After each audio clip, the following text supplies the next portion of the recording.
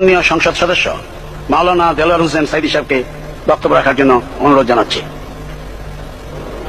নাহমাদুহু ওয়া নুসাল্লি আলা রাসূলিহিল কারীম ওয়া আলা আলিহি ওয়া আসহাবিহি আজমাইন। আউযু বিল্লাহি মিনাশ শাইতানির রাজীম। বিসমিল্লাহির রহমানির রহিম।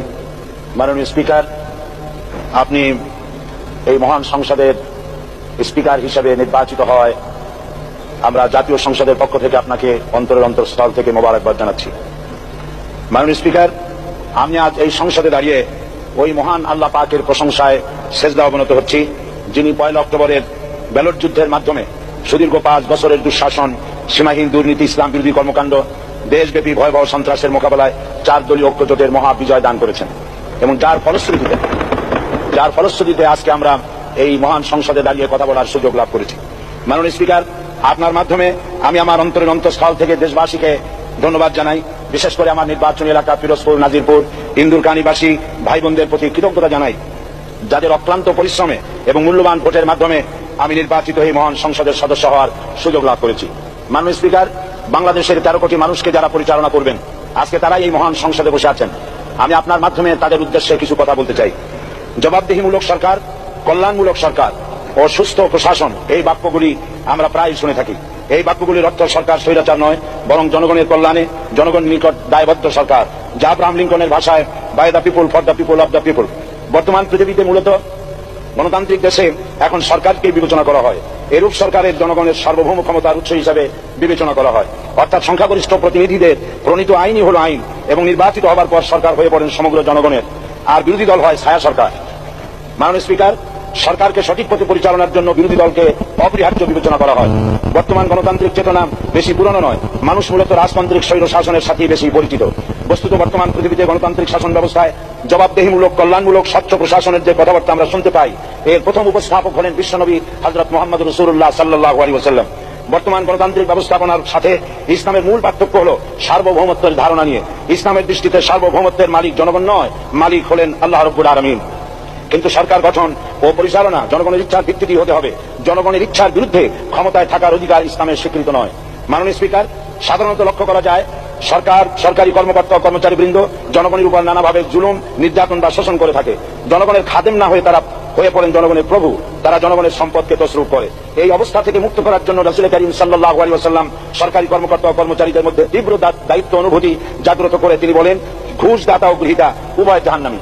নবী করিম সাল্লাল্লাহু আলাইহি ওয়াসাল্লাম আরো বলেছেন, আমরা যদি কাউকে কোনো রাষ্ট্রীয় দায়িত্ব প্রদান করি, তখন সেই ব্যক্তি তার ব্যক্তিগত কাজ যতটা নিষ্ঠা ও আন্তরিকতার সাথে পালন করে, রাষ্ট্রীয় দায়িত্ব যদি সেভাবে পালন না করে, তবে কিয়ামতের দিন তাকে উল্টো করে জাহান্নামে নিক্ষেপ করা হবে।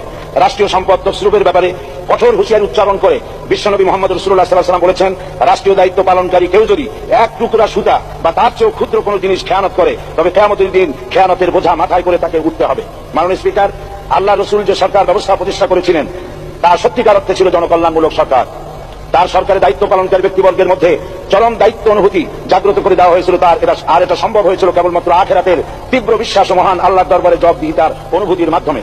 মানুষের নিকট জবাবদিহিতা পাশ কাটিয়ে যাওয়া যায়, কিন্তু আল্লাহর নিকট জবাবদিহিতা পাশ কাটানোর কোনো সুযোগ নেই। মাননীয় স্পিকার, নবী করিম সাল্লাল্লাহু আলাইহি ওয়াসাল্লামের সরকার ব্যবস্থাপনায় সবাই যেমন আইনের দৃষ্টিতে সমান অধিকার ভোগ করেছে, ঠিক তেমনি ভাবে রাষ্ট্রের নাগরিক হিসাবে সবারই মৌলিক চাহিদাসমূহ পূরণ হয়েছে। ঋণগ্রস্ত, এতিম, অসহায় জনগণ রাষ্ট্রীয় তহবিল থেকে সহযোগিতা লাভ করেছে।